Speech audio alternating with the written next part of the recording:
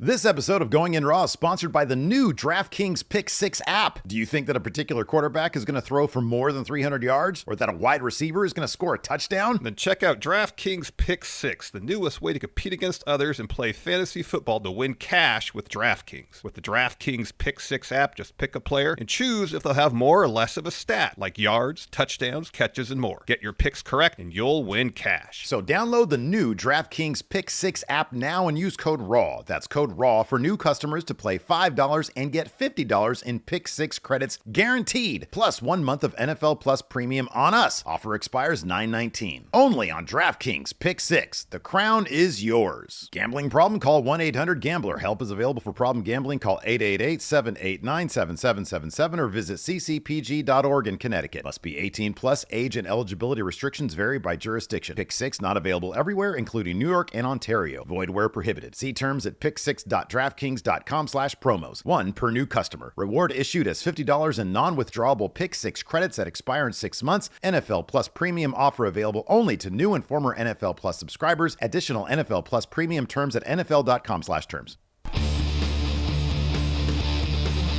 Hey, friendo, Steve here. Hey, Larson. Welcome back to Going In Raw, the only pro wrestling podcast you need to be listening to. On today's episode, we've got reviews for both AEW Dynamite and NXT from this past week in advance of their big debut on the CW coming up pretty shortly. Also, it seems like we've got a done deal when it comes to AEW television sticking around for quite some time, specifically on the WBD, but it might be somewhere else, maybe a certain network that starts with an F and ends with an Ox. It's going to be replacing their WWE content with AEW content, Larson. Whoa, AEW wins again. I wish we had a soundboard so we can play some like horns, that kind of stuff. Yeah. Sting saying AEW wins again. Be spamming that button right now. All day long. Anyways, Larson, what's the latest on this? So let's get into this. There's a couple facets here. Obviously, the Warner Brothers Discovery aspect. Let's get into that first. So Meltzer on Wrestling Observer Radio said the following about the Warner Brothers part of it. Quote, everyone knows, but the WBD deal is a done deal. There are going to be changes. When I gather there's going to be a pay-per-view component in this deal. Exactly what it is, I don't know. But if they're doubling the number of the past media rights deal and Warner Brothers Discovery is getting the rights to the pay-per-views, that makes doubling the number make more sense in a lot of ways if they get that. I know exactly if it's going to be how UFC does it. It's going to be if it's going to be how WB does it. But there's going to be a deal with Max with the pay-per-views in some form is what it looks like. Let's take a break here. So obviously, the WB way of doing it is you subscribe to Peacock, you get everything WB. You get back catalog, you get current pay-per-views, a good chunk of their tape library. UFC, they had to deal with ESPN Plus, where you have to subscribe to ESPN Plus just for the opportunity to then purchase the UFC pay-per-views, which is additional sum on top of your monthly subscription. Personally, not a fan of that approach. I like the way you put it too. For an opportunity to do it, like you're in a lottery system. Oh, I hope I can pay for this pay-per-view. But no, yeah. You know, if you don't pay the monthly subscription, you get no opportunity to. There's no opportunity there, huh? So I really like how WB handles the premium live events on Peacock. It's what, $10, $12, $15 a month, depending on the ad tier. I can't remember the exact prices. And you get the pay-per-views, you get all the back catalog. It's great. Yeah. It's super convenient. It is, yeah. And it's seemingly afforded WB an opportunity to get their product in front of new fans, especially their premium live events, because that cost barrier that was there, the $50, $60 a month that you need to get the pay-per-views, is gone. You don't have the overhead or the infrastructure that you need in-house to maintain your own network. You license all your stuff to someplace else. You get paid for it. And it works out seemingly for everybody involved. It's a really good deal for WB in terms of expanding their viewer base. And if AEW can get something comparable on Max, whether it's the exact same idea where with your subscription comes the pay-per-views, or if it's something similar to the UFC does, but not $10 a month plus $70 for the pay-per-view. Yeah. If it's additional $10 for the pay-per-views or something, that is far more reasonable. You have an opportunity to get your product in front of eyeballs that might not have otherwise considered it, considering there's so much content on Max right now. You get the HBO stuff, the Cinemax stuff, you get all the Warner Brothers stuff, you get all of it. So it could be a really good deal. Franchise. Yeah, dude, I wonder, I hope, God, I hope it goes to a type of deal that Peacock has. My worry is that they're going to pitch this as more of the ESPN thing, but like at a discounted rate. You would, at the very least, it's got to be at a discounted rate. I can't imagine having to pay $10 a month or whatever it is for Max plus $50 $60 for the pay-per-view. Yeah, that would be horrible. That being said, I do kind of wonder if WWE, it always felt like WWE probably like immediately regretted the whole like, oh, pay $9.99 a month for the network and get the premium live events for free, or the pay-per-views back then for free, along with the network. Because it did seem to be, like, from a business standpoint, I'm kind of surprised that they did that in the first place. Yeah, when they had their own network, you mean, right? Yeah, they were just desperate to get their own signups. Because it also kind of established a precedent for them. Because then when you then go to Peacock, it's like, okay, well, now you're paying for Peacock, and you're going to get the premium live events for free as part of the Peacock package. Because especially back then, and I know this was only 5 years ago, but at that point, the streamers were like, we want to do as much as we can for the offering. Now they're realizing, okay, this isn't really profitable. And I think that's going to be the big problem here is there's a precedent right now, $50 a month for the pay-per-view. All right. So to go to Max, they might view it as devaluing the product by putting it free gratis on Max. And I hope that's not the case. I hope we get the Peacock. But in this day, hold on. In this day and age, Larson, what do corporations love to do? Nickel and dime. Yeah, nickel and dime, price gouge, whatever you want to say. They like squeezing the consumer for every cent they can. Yeah. You know, if the idea is they're getting double the media rights value in terms of the dollar amount, you would think that would more than offset whatever losses they would have. Because, you know, if the pay-per-views are selling 150,000, you could do the math. That's $6, $7, $8 million. You know, imagine if they're doubling their TV rights deal. That's way more an increase than $8 million. You know what I mean? Oh, hold on a second, though. I'm not talking about AEW necessarily. I'm talking about the value proposition for WBD. Gotcha. Okay. Because if they're going to be doubling the media rights deals. Yeah. They want to recoup those costs. Yes, I understand. And on top of that, if they go to Max, at the very I don't know. I'm assuming Max has an ad tier. Yeah, everybody has an ad tier these days. Well, here's the thing, too. I don't do the ad tiers, man. I get the premium. I don't either. No, I can't stand it. It's one of the reasons I want to watch product on a streaming service, so I don't have to watch ads. Yeah, I know. You know, Paramount, I'm trying to watch my Star Trek, man. I don't want ads on that, but they make me watch ads, even at the premium tier. Same with Hulu. It's horrible. Watch ads on Hulu. Yeah, it's so stupid. But when WWE took their stuff to Peacock, is when Peacock, you know, it was not that long after it launched. Mm-hmm, yeah. You know, and it wasn't exactly in the best condition in terms of profitability, and it was beneficial for Peacock to bring something that's going to guarantee views. Yeah, sure, that's what they wanted. Or their service. Max doesn't have that problem. Mm-hmm, true. I don't think there's a wealth of stuff on there. Yeah, that you could watch.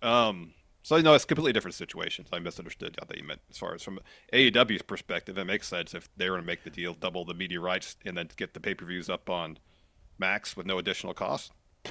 I would think so. Makes all the sense in the world to do that. Yeah, I would think so.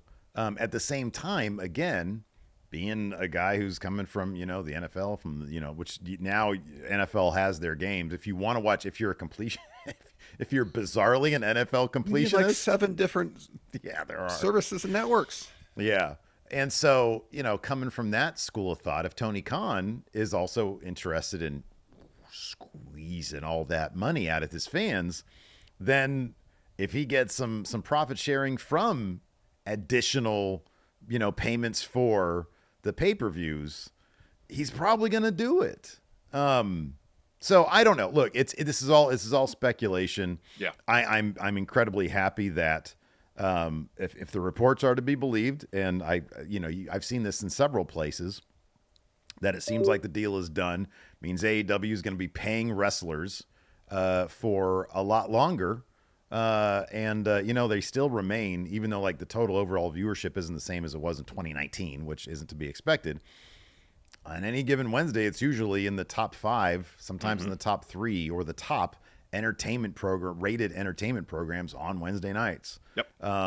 So they seem to be in a good position from that standpoint. Now we can talk about them replacing WWE on Fox. On Fox. So there's been a rumor going around ever since there was a trademark for AEW for something called Shockwave. Tony Khan mentioned Shockwave during the All Out media scrum, short of what it was. Yeah. And so people are kind of putting together the idea that maybe Fox is, because apparently there's not an exclusivity deal. That's what the rumors are saying again with the WBD. And there was before. That's why they had to get rid of their YouTube stuff. Yes. Not now. Therefore, there's a lot of talk about AEW having some wrestling program on Fox. So, I'll read here what Meltzer had to say. We can talk more about, in a broad sense, important caveat, AEW replacing WWE on Fox Networks. So this is what Dave had to say about it. Networks. Yes. The Fox deal is not done. I know a lot of people have been talking about the idea of the Fox network. I would strongly suspect, I do not know, but I would very strongly suspect it would not be on the Fox network.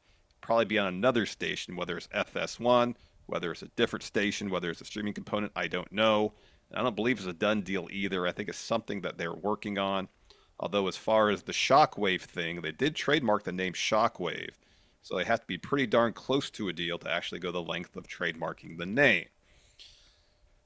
So it seems that Fox, in the 5 years they had SmackDown, while they didn't renew the deal to retain SmackDown on Fox Network, because apparently they didn't have any issues selling the ads, just it wasn't enough to recoup the cost of the media rights. Mm-hmm, yeah. But, they see some promise in having pro wrestling on their family of networks. Mm-hmm, yeah. So, in a very broad sense, WWE's out. They don't want to pay the high media rights for SmackDown. They got this new, at 1 hour, I guess, maybe, AEW show, Shockwave. They could bring in far lower cost. Mm-hmm. It gets AEW on a different network outside of the Warner Brothers Discovery family of channels.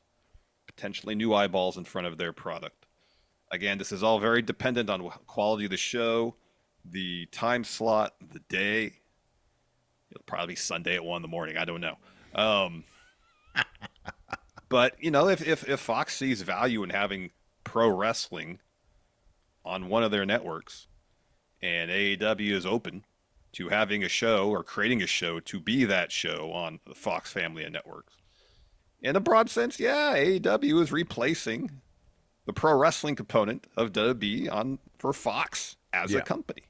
Well, it also might act as kind of a introductory to AEW, Mm-hmm. if somehow, some way, shape, or form, AEW is able to find a renaissance, if you will, and blow up in any way, shape, or form. You look at where WCW was in '93, you look at where WCW was in '98. It's not outside the realm of possibility. They'll have that relationship with Fox. Yeah. If they want to advance them on from the, as you've reported, the Sunday 1 a.m. time slot. Hey, don't take my base of speculation as fact. Sorry. Look, this is wrestling news, buddy. We're allowed to do that. If we want to be those other guys, then yeah, man. So, yeah, it remains to be seen. It'd be interesting. Again, more money coming towards AEW for just putting on a couple more matches, which is what they do anyways. The question then, I think, we could pivot to, is it just too goddamn much, Larson? Is it just at a certain point, are they oversaturating the market? That's the question. With all elite wrestling? That's a good question, because at a certain point, I mean, we are not, I'm sure, the typical case when it comes to viewers of AEW, and that I don't think every viewer of AEW also has a pro wrestling podcast, you know?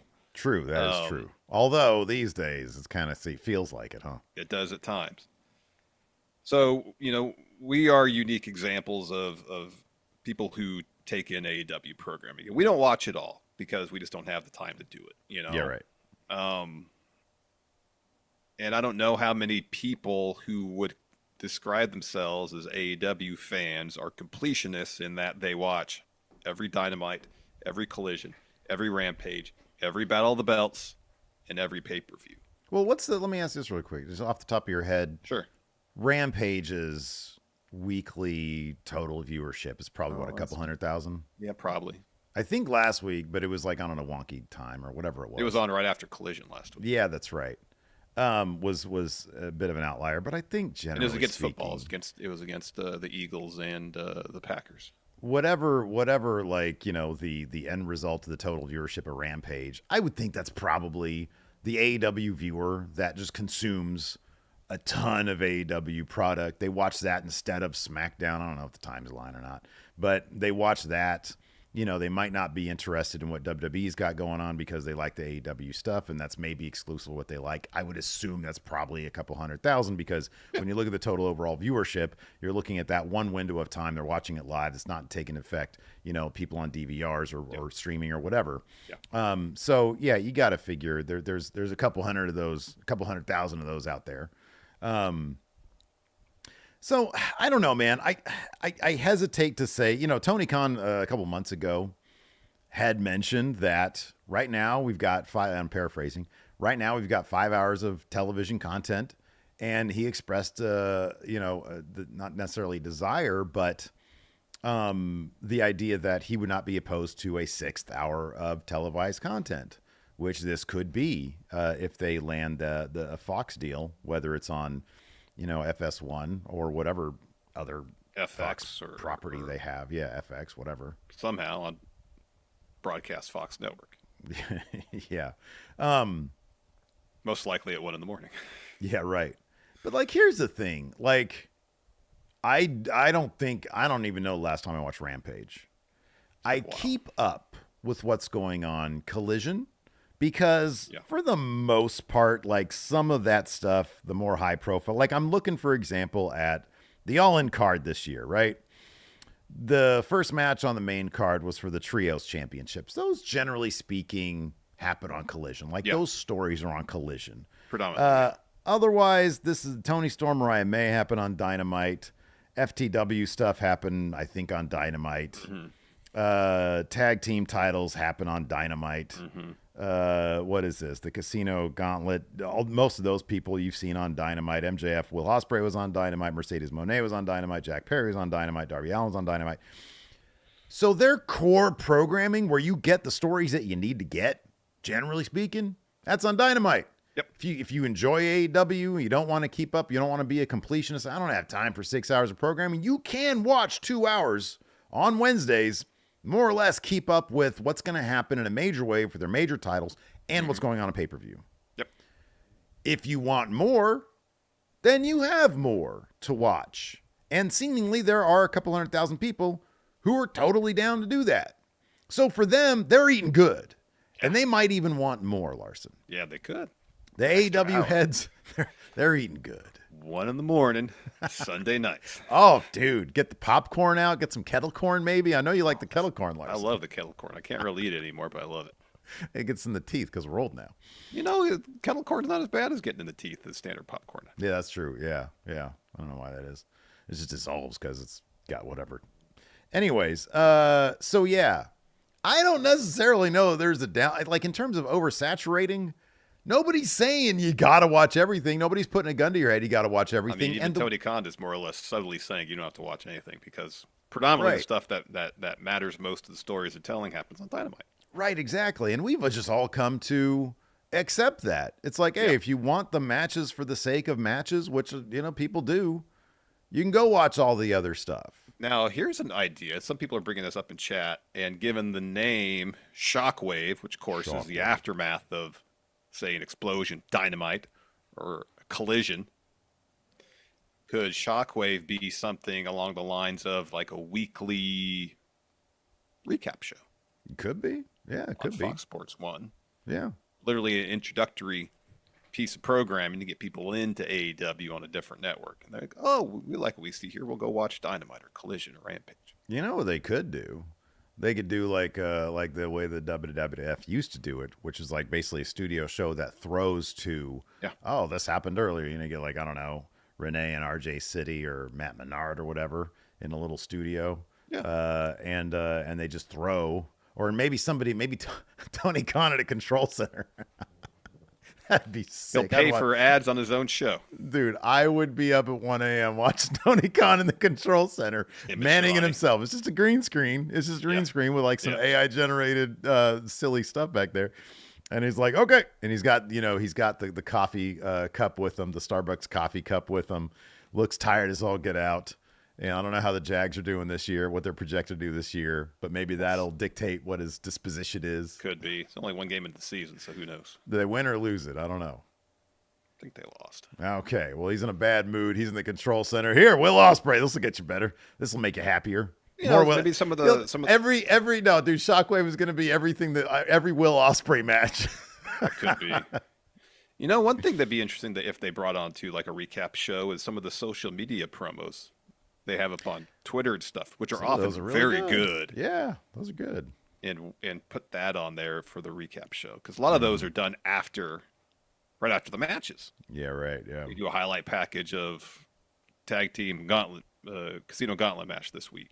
Yeah, and you cut B-roll of the match along with the promo from Kyle Fletcher and Will Ospreay. You can make a pretty like production team at AEW with the video packages are generally really good. Mm-hmm. Yeah, right. Yeah, like the Mox promo thing to open Dynamite last night was awesome. Oh, that was really good, wasn't it? That was really well done.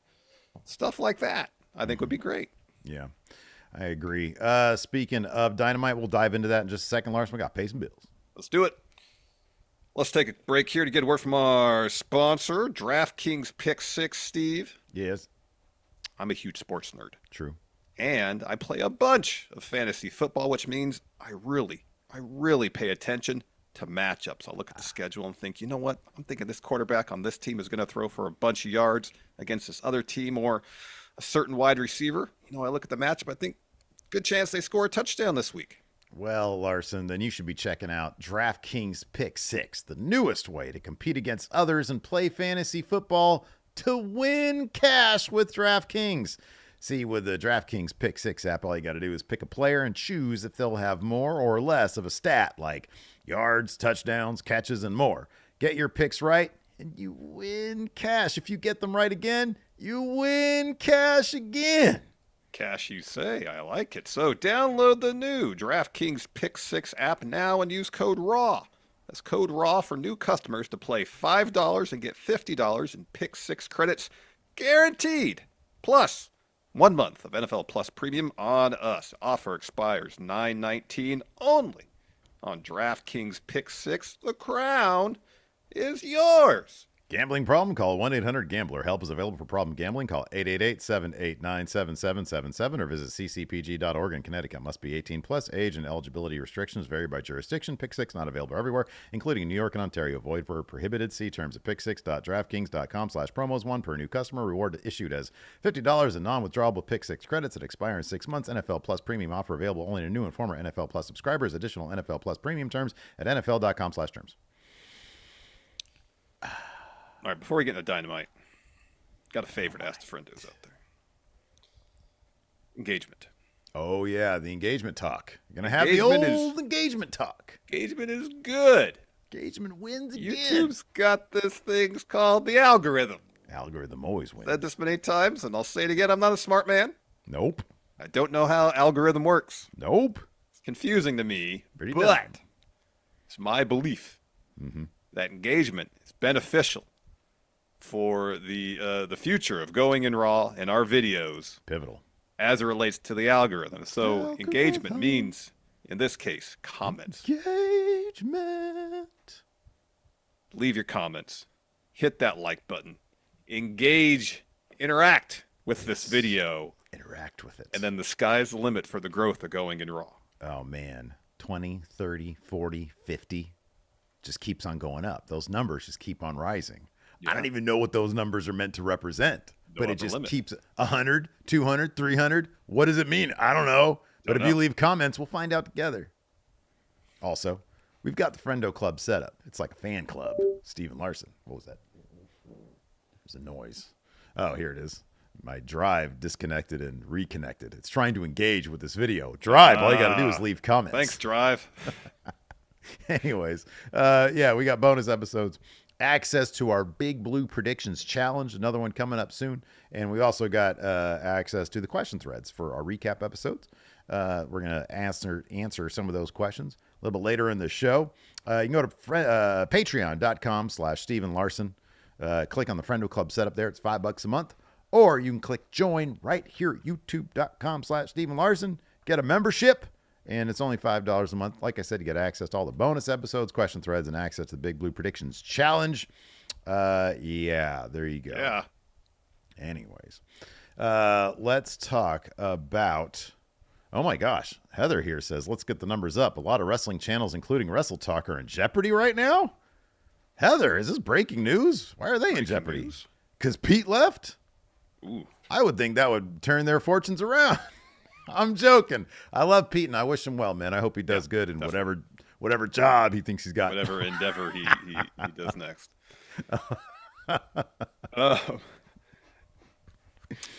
Anyways, Dynamite. So let's talk about this. Let's talk about the world title picture and what a mess it seemingly is. Well, hold on a second. I'm going to say this because I've been in a positive mood lately, Larson. Because we're not in jeopardy, I don't think.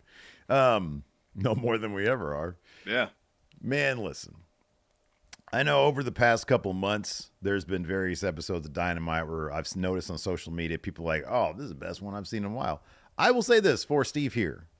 This is the best Dynamite I've seen in a while. I thought it was really, really good. It was an entertaining show. They're really focused on trying to tell some stories. The philosophy, or I'm sorry, the line of thought that we had a year ago, where it was like, oh, what the hell is Dynamite supposed to be? What is its identity? I think they shed that. I think that they know what they are as, creatively speaking anyways. And I feel like they've got kind of, I don't know, a bit of a confidence, if you will, in their programming. Mm-hmm. I really enjoyed the episode last night. No, I thought it was a really solid show too. And a lot of segments really well done. And, they're trying where they can to advance stories. And that's really all you can really ask for on weekly wrestling television is tell some stories inside and outside the ring, and they're doing that. Getting back to the world title picture. So, Bryan Danielson, of course, he is your AEW World Champion. Prior to him winning the title, Darby Allin won Royal Rampage, earning himself a title shot at Grand Slam coming up in 2 weeks. Mm-hmm. Yeah. So he was number one contender. And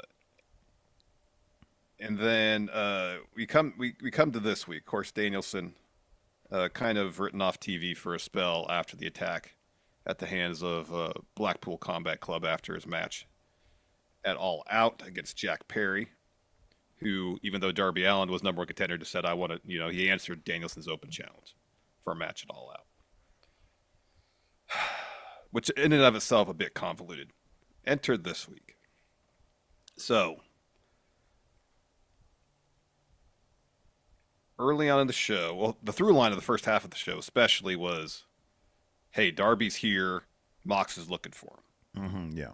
And there's a couple segments where, like Mox was out in the arena looking for Darby, no Darby. Eventually Darby comes out for promo. They have their back and forth. And as we kind of suspected, Mox wants Darby's title shot. Mm-hmm. Darby says, no, you got to earn it. So he's putting his title shot on the line at Grand Slam. Yeah. And Mox says, Danielson's not cleared. Title match ain't happening. So put your title shot up against me. Mm-hmm, Darby agreed. So at least they ordered this in a way that was logical. So after that, Nigel goes up to Christopher Daniels and says, I need to talk to Tony Khan right now. Yeah. He sees the door is open for an opportunity for himself. So later on in the show, he comes to the ring, announces that he has a match. Not a title match. Mm-hmm, he never said it was a world title match. He said the AEW champion should at least compete on the show. And at no point during his announcement or his promo did he say that his match against Danielson that it's not confirmed, although it will happen probably, that could happen at Grand Slam. Doesn't say on the graphic. He didn't say it. Is for the AEW World Championship. Right, yeah. So I think there were some people on social media who got that kind of mixed up. They thought, well, Darby's not getting the title shot, so why is Nigel getting the title shot? It's not a title match. Yeah. Actually, now that I explain it, it's not that convoluted, but it's just a weird sequence of events that could lead people to think, what the heck are they doing over there? The thing that I'm confused about, Mox said Brian wasn't cleared? Which technically is true, and Nigel says, here, the challenge is issued. Oh, okay. The match isn't official, I don't think. He had a piece of paper. I think the piece of paper is a contract probably that he has signed. Okay, yeah. Okay. It's not official, even though they had the graphic up. But it's on the graphic. Had the graphic. But on the graphic, it has the caveat if Bryan Danielson is cleared to compete. Okay. All right. Okay. So it's all based on whether Danielson gets cleared for the match. I did eye roll at the Darby Mox bit. I totally did. Not to like a ridiculous degree, because I'm like, okay, we've seen, and I'm not saying, oh, the other guys, I'm not doing that, but we've seen situations recently, even amongst WWE's, there's an aspect of WWE's programming that has gotten significantly better, and that's sort of the top line of their stuff. There's a lot of hungry people. The tag team division in WWE, especially main roster, is just dog shit right now. The women really are getting short shrifted, I believe, as well. Mm-hmm. But we've seen in certain situations Triple H pivot. I mean, there was, of course, the big pivot at WrestleMania where it was like seemingly backstage, two warring factions trying to get what they wanted, right? Now, that's an extreme example. But, for example, Damian Priest. There were weeks upon weeks leading up to his cash-in where they didn't know if this guy was going to be a good guy or bad guy. And it seemed like they wanted everything. The idea was everything else they were trying to figure out. And Damian Priest's character was kind of the last piece of the puzzle. And eventually they figured it out. Look at how over he is right now, right? Mm-hmm. So sometimes on the fly, you got an idea that, oh, crap, this is going to be a killer idea. And they pivot for it. I have no idea if they came up with a killer idea and they're like, okay, we kind of need to pivot here. But that's how it feels anyways, because it is convoluted as hell. But sometimes in wrestling, seemingly, and across all sorts of, the fictional narrative on TV shows as well, normal TV shows, you creatively pivot. So they had this idea for, okay, Darby Allin versus Danielson at Grand Slam. We had heard a rumor from Meltzer, and I know Meltzer's kind of all over the map these days, that that there's an idea that maybe they want to put that title on Darby Allin at some point. I would think that maybe this is a situation where they're setting up Darby Allin to probably lose this title shot to Mox, but then to somehow come back even stronger and get the title eventually in a big situation like, the Tacoma show or something like that. So there's like a kind of a two-pronged story they're doing here with the Mox Darby thing. And we don't know what Mox's motives are necessarily for wanting the title shot. He alluded to something that he doesn't have the time to explain everything. And it's something that Darby wouldn't understand or wouldn't appreciate. Yeah. He said that last night. They're very big picture. They're very big picture right now, aren't they, that group? Because probably Shane's going to be involved. Yeah. Yeah, it's a Shane World Order. And so that's why they're saying things like, this company isn't yours anymore. This company belongs to us. It's the Shane World Order. And adjacent to that, Mox says to Darby, you're not ready to be world champion. You're never going to be ready to be world champion. Which sets up in your mind, they're going to do a story where Darby eventually learns how to become world champion. Whatever criteria Mox is using to determine that Darby is not ready and will never be ready, Darby's going to learn that, overcome that, whatever the case is, to eventually be the champion. It's the yes movement, but for Darby. Yeah, basically. So regardless of the pivot, like, I'm interested in what they're doing with Mox's group now. That opening, I mentioned already, the opening video package with him and the promo and the B-roll from backstage at All Out was fantastic. Just that one shot of them walking, and the camera pans over, and you have Wheeler and Medical carrying Danielson on the opposite side of the room. That was cool. Yeah, that was cool. so good. That was really. I mean, good. It's literally the story right there in one shot. Yeah, right. Yeah. The new AEW coming in, the old AEW leaving. Yeah. You know, it's sometimes one shot can just tell so much, and they did such a great job of framing it and matching it up with where he was in the promo. It was great. You know what is such an underrated feature of presentation, whether it's movies, TV, whatever. But I noticed it in the Mox thing, is sound design. Yeah. You know, like there is, and they do this with the Wyatts too, that eeriness. Yeah. That you can achieve with a simple note, a lack of anything. A drone. Yeah, exactly. Yeah. You can achieve that and give it this uneasy sense of atmosphere through sound alone. And I thought they accomplished that perfectly in that opening promo. Yeah, it was really well done. If that is a bit of a mission statement in several respects in terms of what we can anticipate creatively, production-wise from AEW, but also telling the story of what's going to happen in a 2-minute video package. I thought it set a lot of things up really well. Yeah.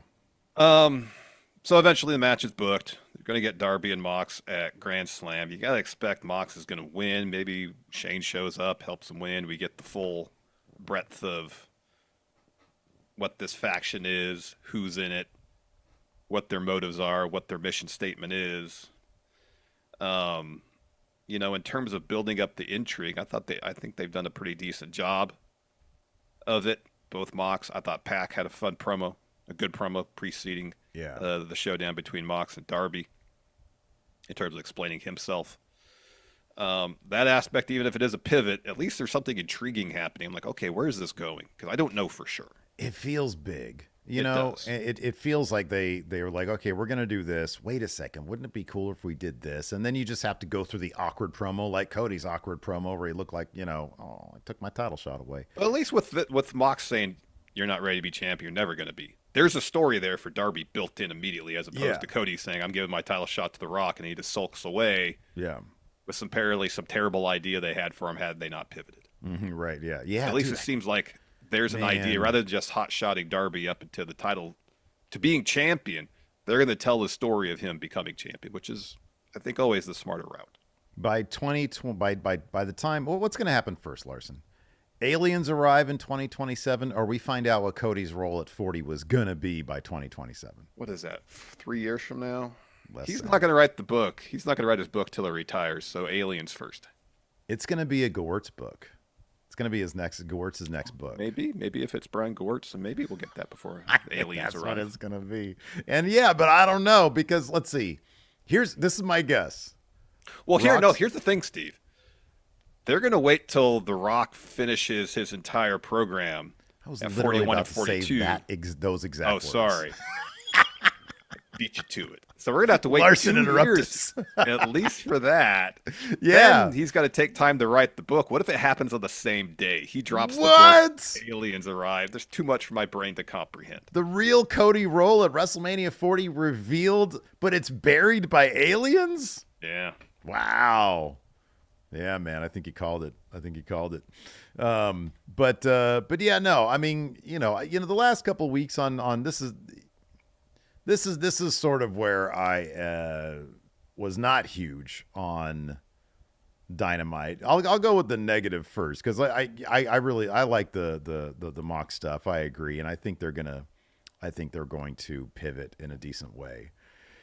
I'm double checking, make sure I'm right about this. Last couple weeks on Dynamite, there has been a heavier emphasis on the women's division. It's funny because a lot of people have dogged Mercedes Moné's creative, her promos, even the match with Sheeta. I'll be honest, the finish was not great. It wasn't as good as their other match. I agree with you on that one.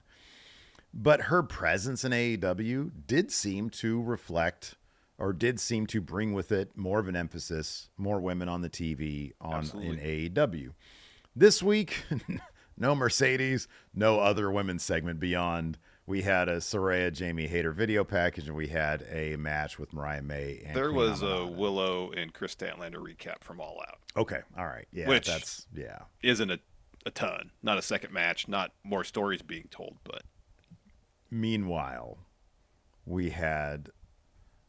This is the most useless segment on Dynamite. Learning Tree with Chris Jericho and the $7,000 jacket bullshit. This needs to be off my TV right now. It does. They're having the match next week, at least, Jericho and Orange Cassidy. Thank God. It's so probably going to be Jericho, one of several. Jericho, I know. It's going to be a 3-month feud now over a jacket. Yeah. That was ruined 4 years ago. So the basic idea is Jericho shows up at the arena in his new Bentley with the Learning Tree. He wants $7,000 from Orange Cassidy, so later on in the show, after the Learning Tree beat the Iron Savages, Orange waves in Mark Briscoe and Kyle O'Reilly on a tractor, and they dumped some change in the Bentley. The problem was the amount of change wasn't so overwhelming. You're like, oh my gosh, they ruined the Bentley. Oh my gosh, this is going to be a pain in the ass to clean all this change out of. It was like a 15-minute inconvenience. Hey, how good are you at that? Like, sometimes you see this at where do you see this at usually? When there's like, something has like a giant jar and it's just chock full of like change. You got to guess how much is in it. If you guess the closest, you win it. Yeah. You've seen that before, right? Absolutely. Yeah. Where do they do that at? Because I've seen it too. I don't know if I've ever seen it necessarily with change. I mean, they'll say how many pennies. Yeah. Okay. Because if they want you to write like a dollar amount. Or there's like little marbles in it. How many marbles? Yeah, the marbles or jelly beans. I've seen a variety of things. Yeah. Okay. All right. I don't know. I've never won one, so I guess I'm not that good. But that being said, I know I was going to ask, are you good at? Evidently, you're not good at that though. I've never won any of them, so I guess you don't think there was $7,000 in change? I don't know if there was $7,000 in change, but that's not the point. It didn't look like $7,000 in change. That's the point. You're bringing out this tractor, and they dump the payload out in the Bentley, and it looks like enough change you could probably fit in maybe like 3 pillowcases. Dope says he saw one with jelly beans. Yeah, it's jelly beans. That's what they usually do. Jelly beans. Yeah. The visual of that, it has to be an overwhelming amount of change for the impact to be at its maximum. Now, if they dump, so we're looking at 700,000 pennies. Yeah, if it's 700,000 pennies, but this was mixed change, or 28,000 quarters. No, it should have been pennies, all in pennies.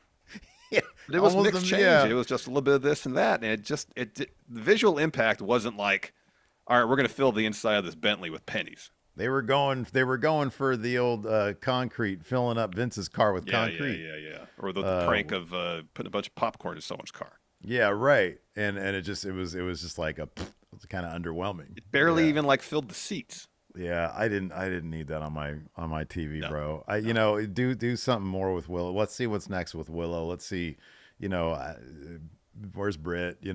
Somebody else. Number one, the one thing I can say though is that the next thing AEW, I'm going to tell Tony this directly, okay? Tell him directly. Look at camera, Steve. He's got all this TV money, right?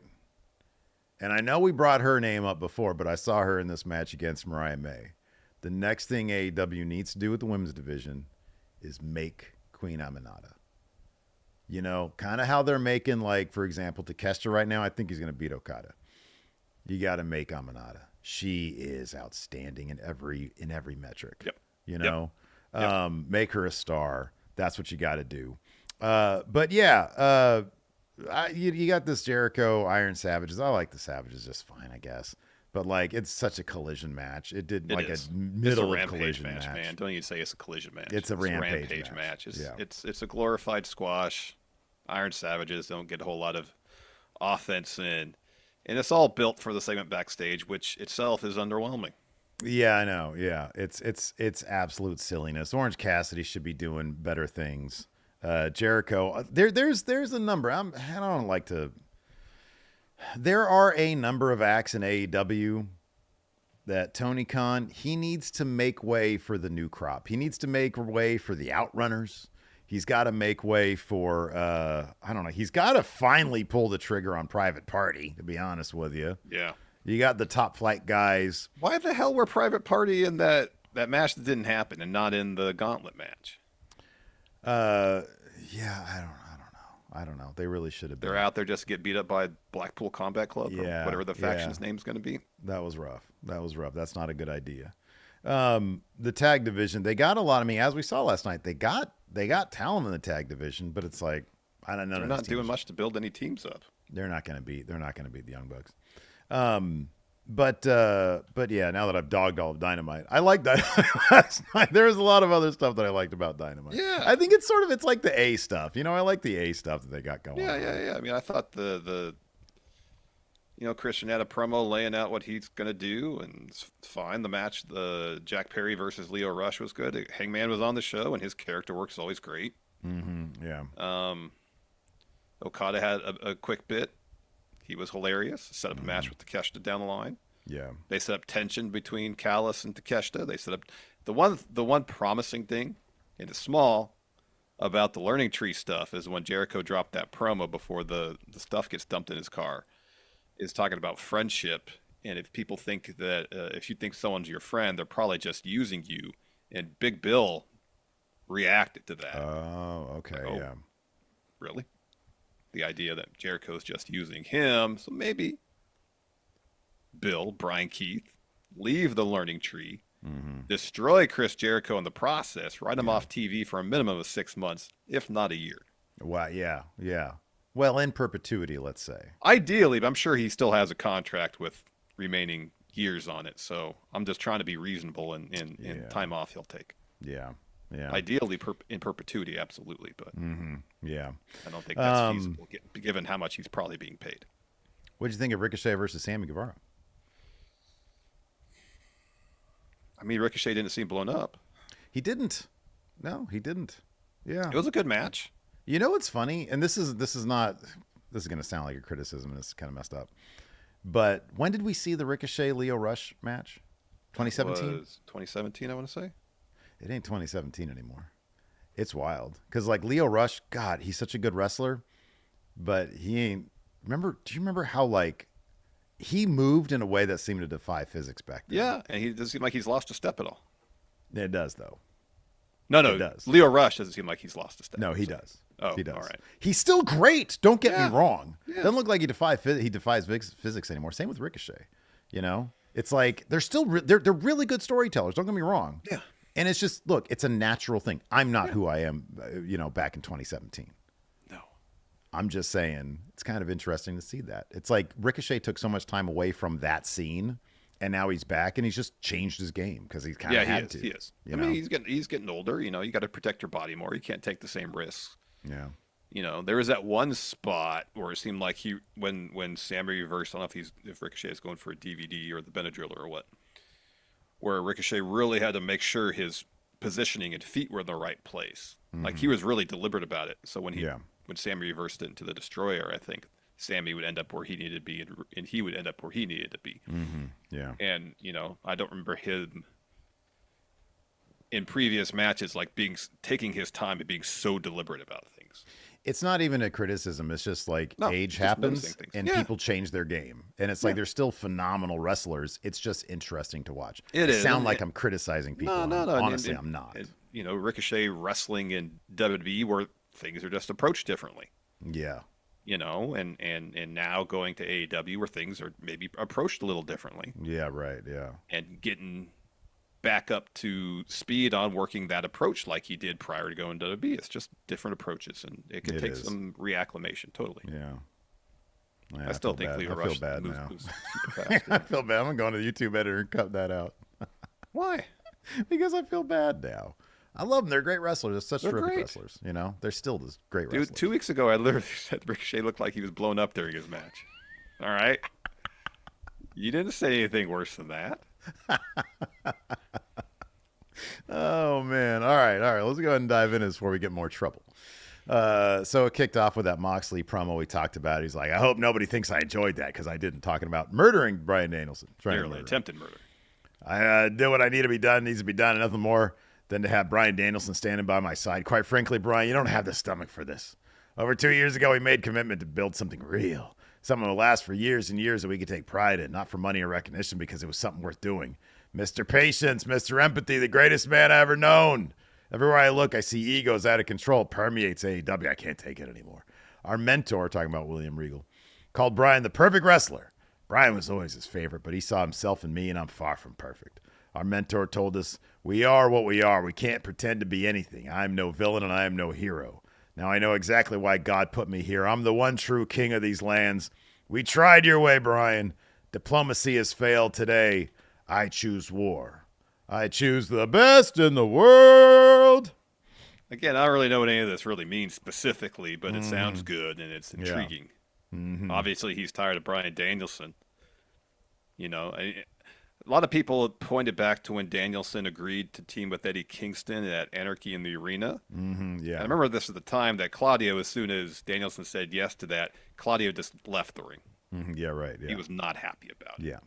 So, I mean, if the situation where Danielson was willing to work with more people outside the Blackpool Combat Club, and that irritated members of the BCC, and that's why he's out, then all right, seems to be the direction.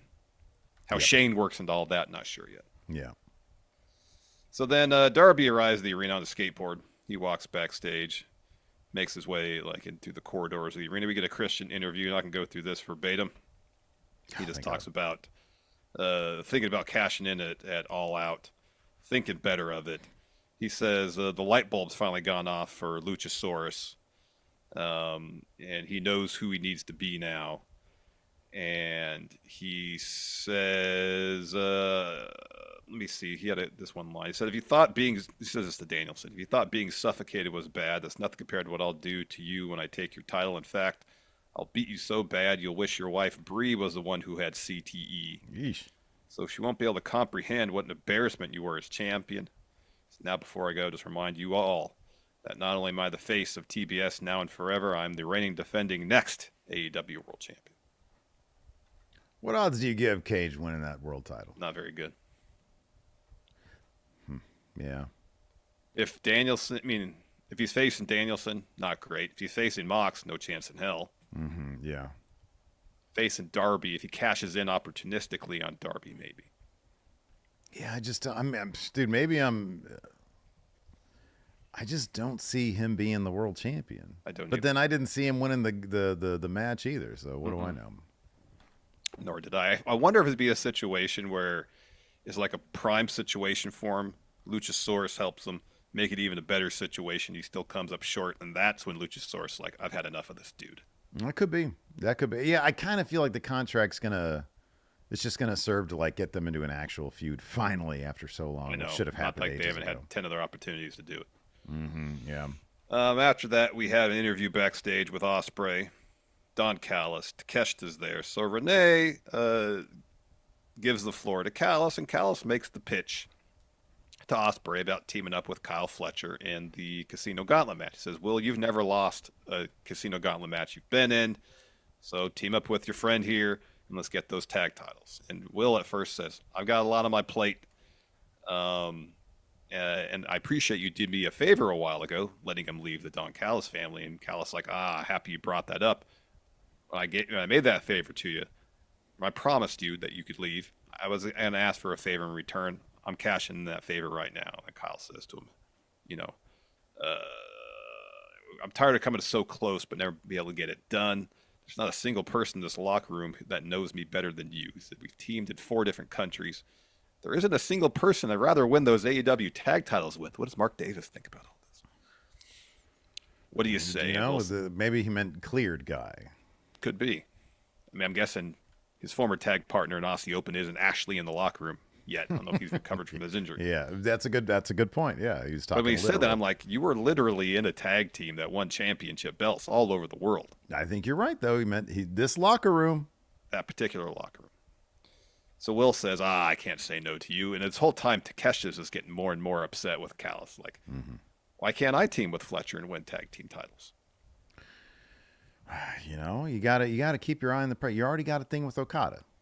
That's what Takeshita's gonna be leaving the Callis family. Have babyface Takeshita beating Okada for that Continental title. I'll be honest with you, man. Fletcher and Takeshita both leaving the family. I'd be down with that. Same. It's just Callis. Let's see what Don Callis adds to either of their presentations. He doesn't, which is crazy because I like Callis. He was so good with Kenny. He was. Yeah. He was. Anyways, after that we had Jack Perry versus the exciting, electric Lio Rush. Just a phenomenal. I didn't notice if Lio Rush was a step slower at all. I didn't. Bro, yeah, never mind. Yeah, no, he's great. He didn't. You're right. Yeah, no, he didn't. No, he's just might be faster now. Yeah, if anything. If anything, he's faster. Oh man. Anyways, Jack Perry gets the win here. Yeah. A couple of running knees. And then he arrives in the scapegoat mobile. He wins the match. Marvez tries to catch up with him for an interview, and Perry says, "People like me are crucified in this life so that we're worshipped in the next." Pushes the mic away, gets back in the scapegoat mobile, and drives off. I appreciate that thing needs a smog check, by the way. Did it shoot out fumes? Yep. I think. Hey, let me ask. What year do you think that the scapegoat mobile is? I mean, it doesn't look too beat up. You think it's post 2000? That I don't know. Because anything before 75, you don't need a smog check. It's not that old because I don't know if they had. I don't think it's pre 75 either. It might be from the 90s. That thing would not be driving from town to town if it wasn't before 75. Doubtful, highly doubtful. So if anybody in chat is like a supercar guy, yeah. Anybody, let us know what you guys think that is. But no, that thing would fail a smog check. It was cartoonish how much exhaust that thing spit out when he turned the ignition It's over. funny. It's so like I don't know what car would be appropriate necessarily, but when he says things like, because they're very heavy words. Yeah. People like me are crucified in this life, so they're worshipped in the next. And then he, I need to jump. Dope says it's from 81. He got the same one out back. Send me a picture, man. Not a chance. Not a chance. So we got a Hangman Swerve video package from All Out, and then we got a Hangman interview. So Renee asks him, where is his head at now? Probably the wrong question to ask him, Renee. Yeah, no kidding.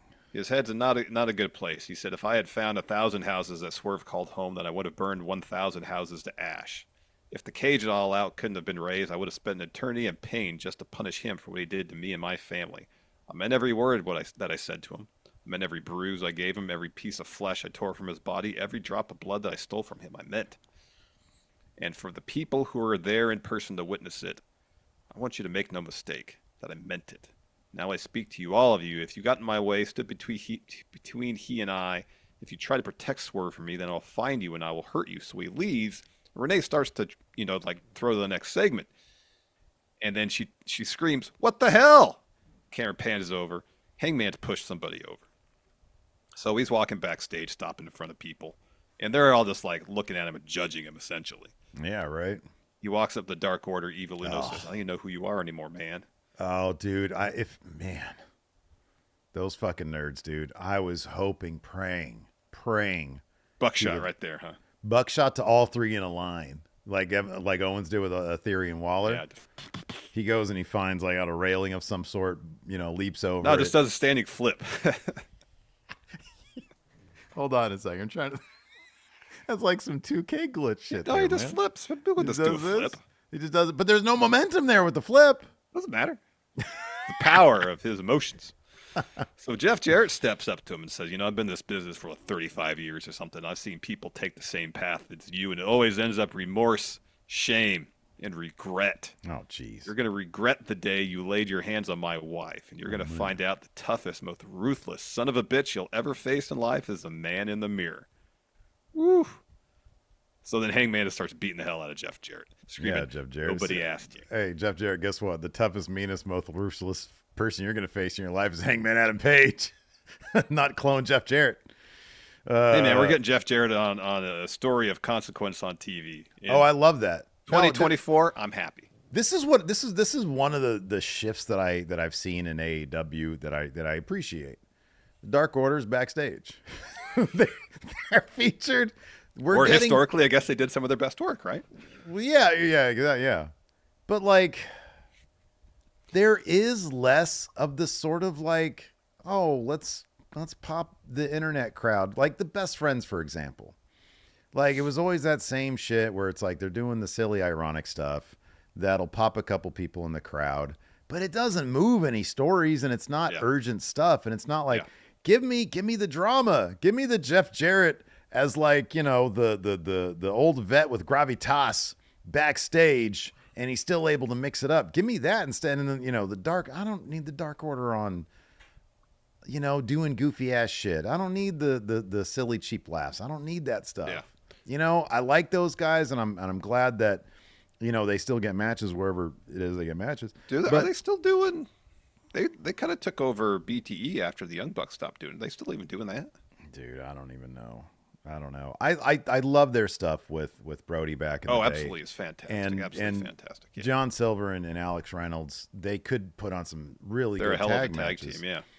I just think that they kind of did a disservice to them by keeping them static. You know, they really didn't. There was not a lot of movement there. No, the lovable loser thing just goes so far, and there does seem to be less of an emphasis on the goofiness. That's just doesn't do anything. You know, it doesn't move any stories. It's just there to the best friends hug. Let's give the people what they want. So boring. It's just so overdone.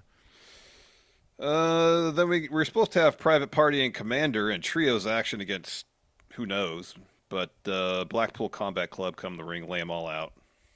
Marina Shafir's choking out Commander. Pac grabs a mic, says, "Ladies and gentlemen, boys and girls, we have been very patient, but ultimately enough is enough. This company is broken. What happened Saturday at All Out, that was inevitable. We are inevitable. A product of this festering environment, and as for me, I've been very lost for very long, but not anymore. Now it's something to believe in, a purpose. Diplomacy has failed. This company is ours." So the Mox's music hits, and he starts looking around. He's trying to find Darby. See if Darby's somewhere. Yeah. After that, the Learning Tree show up in a Bentley. Jericho's very happy about his Bentley, and he's got the $7,000 jacket that Orange Cassidy ruined in a feud that happened 4 years ago. He says, "That's why I took your backpack as collateral, because I want my cash. Even though $7,000 wasn't inside this, I found something very interesting. I'll show it to you later." And then Bill says, "Learning Tree lesson. Those who don't pay their debts suffer the consequences."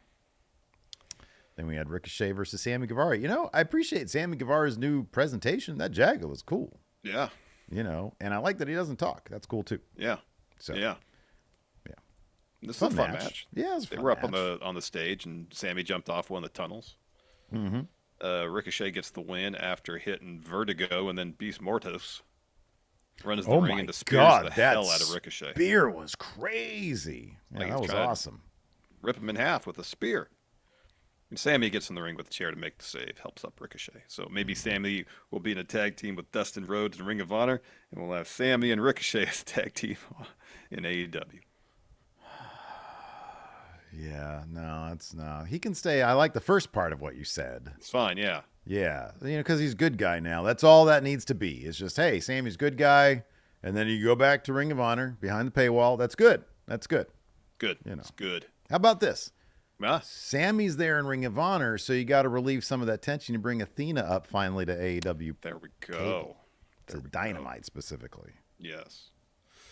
Then we had the Willows, Chris Statlander all-out recap, and then we had an Okada interview. So Renee asked him what's next, and he says, "Defending my Continental title all-out is the hardest night of my life, but I did it. It was so easy." I love Okada. Oh, he's great. So Don Callis steps in. He says, "Yeah, it looked easy for you, but you know what he didn't do? He didn't pin Takeshita. Takeshita's there as well." And Okada says he'll be a champion, but not the Continental champion. He leaves and then comes back and says, "Bitch." Takeshita didn't like that. Nope. What odds do you give Takeshita beating Okada for that title? I still think he loses the first one. Lee's Callis family wins the second one. All right. What's that's the next pay-per-view they got going on? It's the October one. Yeah, it's the Wrestle Dream, yeah. Wrestle Dream. Takeshita wins at a Wrestle Dream. Maybe. But maybe they got a Grand Slam match where he loses. Could be.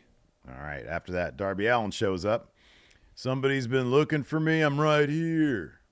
And then he gets in the middle of the ring. And then Mox comes down. He's got Marina with him. They get in the ring. Mox is like, I don't know what you think you saw or heard. Nothing's changed between me and you, nothing at all. Darby says, that's enough. There's a lot I want to talk about. Larson, This is so long. I'm gonna tell you something real quick. My new pet peeve in wrestling. To add it to the hot tag, okay? Because I got a list up now in 2024. What about looking at the ref during a pinfall? That's a thing in the past. I don't care about that anymore. I'm All fine with that. You can do that. Just the one thing I don't want you to do, you're dropping a promo, is say the words, I'm going to tell you a story I've never said before. I don't need a whole story. You know why? Because stories have beginnings, they got middles, and they got ends. And I don't need to sit through all that. No. I don't need to hear a whole story. So don't tell me you got a story to tell me. I don't need to hear about your past. Yeah, Darby had quite a yarn he was spinning here. This was a yarn. This ain't the 1800s anymore when they didn't have TVs and they had stories instead. Yeah. I don't need that. No. So the story pretty much right here was when Darby was getting into the wrestling business, he was looking for someone to look up to, a hero. Oh, good. And as he got into the business, he realized everybody was a scumbag. That's the true stuff right there. Until he met Mox. He says, you are that hero because you're the same person now you were then. You were always true to yourself. You never changed. And he says, when you find someone that you consider family, you stick with them. And why'd you do what you did to Bryan Danielson? Says, I would never do something like that to someone who I consider family like Sting. So right there, I knew I want to be nothing like you. Why'd you do that, John? Why'd you do it, John? Why are you calling me out? And Mox, I like that this new version of Mox uses a shoot voice. Mm-hmm. No pro wrestling voice here. Yeah. He's not doing the, unhinged thing. Slithering Mox thing. He's calm, and he's speaking efficiently. Yeah. Literally, he says, I'm going to cut to the chase. You have a world title shot. It's supposed to happen at Grand Slam. It's not going to happen now. World champ is indisposed. It's a blessing in disguise, Darby. You're not ready to be world champ. I don't have time to explain, but I'm going to need you to hand over your title shot to me. And then Darby says, what are you, stupid? Have you been drinking again? That was a good line. That was. You're kind of sound like everybody. Gasped at that one. Yeah, you kind of sound like everybody that you hate. You didn't earn this, John. I earned this. I'm not going to give it to you. If you wanted that bad, do something about it. Okay, he should have just stopped at, and I'm not going to give it to you.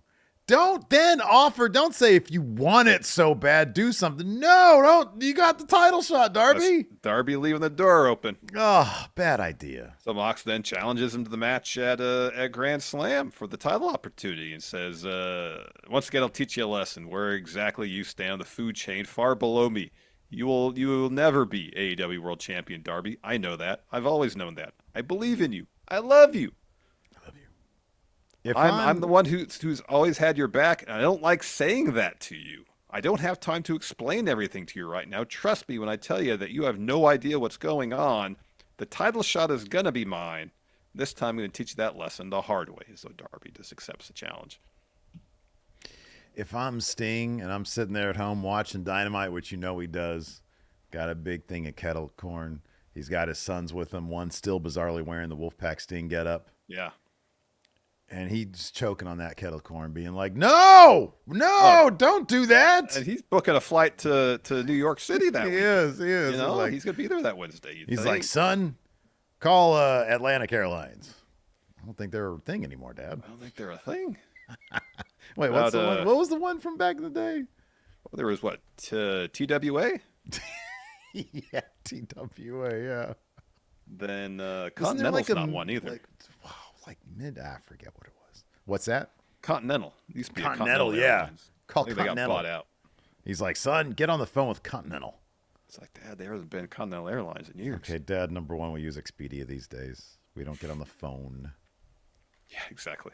At least use Google Flights, Dad. Yeah, exactly, yeah. After that, we had Christopher Daniels' interview. Marvez is like, hey, so how does this match influence Grand Slam? And he's like, oh, boy. And then Nigel walks in. He's like, I'd like to have a word with Tony Khan. He'll want to hear this. And then we had Mariah May versus Queen Aminata. Boy, oh boy, they're both awesome. They are. Really good match here. Mariah May gets the win with a Storm Zero. And then she gets on the mic. She says, I still haven't had my AEW Women's Championship celebration. Something's missing. Someone's missing. Mina Shirakawa, please come back. Oh, she's about to wreck Mina. That's what's going to happen. Mm-hmm. Yep. Then we got a Young Bucks promo. It's just Matt saying, oh, everybody's saying that tag division sucks. And he's like, hey, tag teams, be better. And then Nick says, that's the reason we booked this gauntlet match. Waiting for someone to stand up to the greatest tag team of this generation. Whoever wins will face a Grand Slam. Mm-hmm. Yeah. Yep.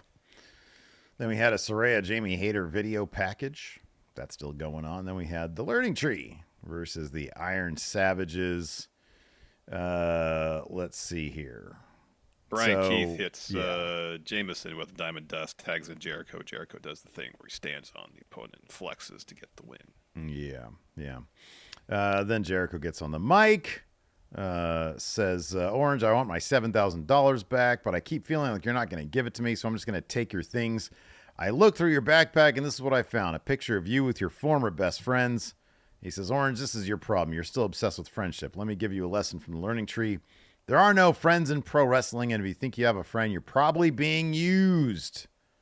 So you pull your hands out of your pocket and your head out of your ass and pay me my money. I want my cash. Give me that cash. And then Orange Cassidy shows up on the Tron and says, Chris, I do have your $7,000. I just don't have it all on me, but my boys are bringing the rest in cash. And then Briscoe and Kyle roll in on a tractor, and they've got 28,000 quarters that they dump on the Jericho. It's mixed change. Yeah, I don't know. Wait a second. Don't you watch on that little tiny monitor of yours? I could tell if there's pennies. Oh, man, I saw it on the big screen. It was all quarters. There might have been some doubloons in there, too. Liar. Gold is worth a lot of money these days, Larson. Yeah, more than coins are, yeah. One doubloon is equal to, I don't know, probably a couple $100. Maybe. A bar of gold is worth a lot. A bar is worth a shit ton. Yeah, it's like a couple thousand, I think. Yeah.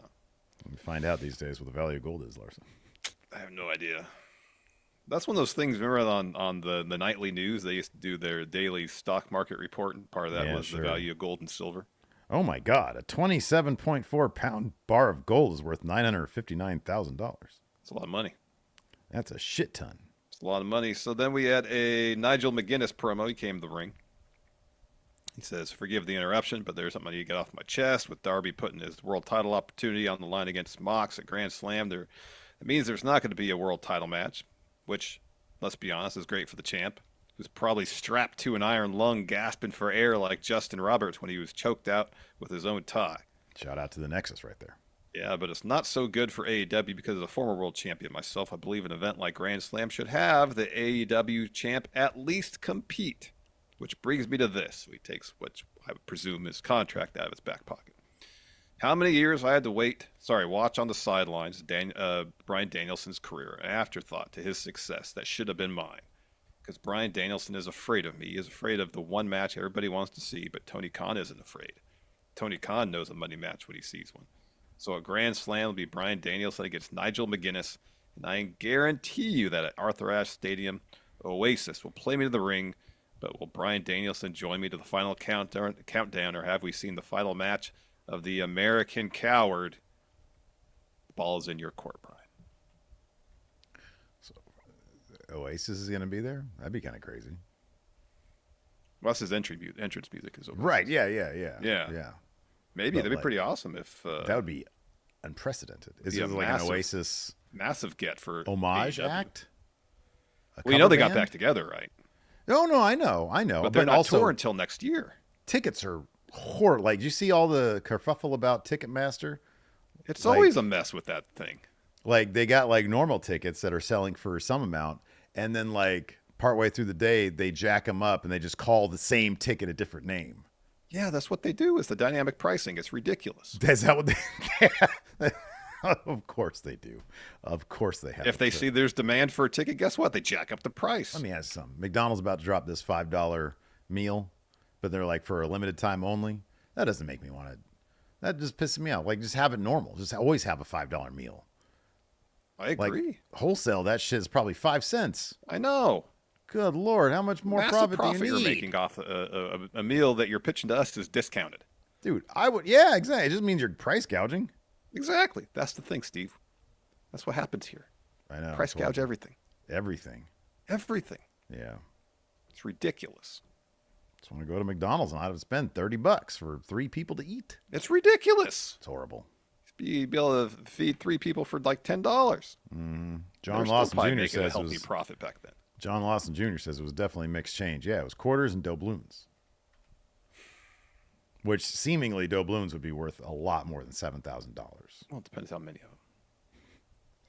Then we had a Hook promo. He was. Is it just me, or is he sitting in front of like a bunch of garbage cans? Yeah, it was garbage. It was trash. Yeah. It's okay. I couldn't get my. It was filmed really. It was a nice camera. It was nicely filmed. And after he finished, they had the title screen up. Hook. Yeah, I didn't like that though. I didn't mind it. I honestly didn't mind that. His promo wasn't anything particularly special. I think it's the font. I don't like the Hook font. Yeah, I'm not huge on the Hook font, but that's like the idea that, hey, this is like they're trying to present this as cinematic. I don't mind that. Yeah, I'm cool with that. It's the logo. That's my main problem with it. If they just use like, I don't know, League Gothic or something, it'd be cool. Anyways, he says, Roderick Strong, I respect you. For years, one of the greatest pro wrestlers worldwide. God, what does that smell? It's like, Hook, we're in front of a bunch of garbage cans. Why did you choose this location to do your promo? I thought it looked cool. Anyways, so yeah, he challenges Roderick Strong for... he just asked him, when do you want to do this? It'll probably be a Grand Slam. Mm-hmm. Oh my God, Dope says Jamba Juice is $13 now? It's ridiculously expensive. What the fuck? Anyways, after that, we had the main event, Tag Team Casino Gauntlet match. We had... Hold on, let me ask you a question. Yeah. This was enjoyable enough. Yeah, it was fun. But do you enjoy tag team variety of gauntlet match more than singles? I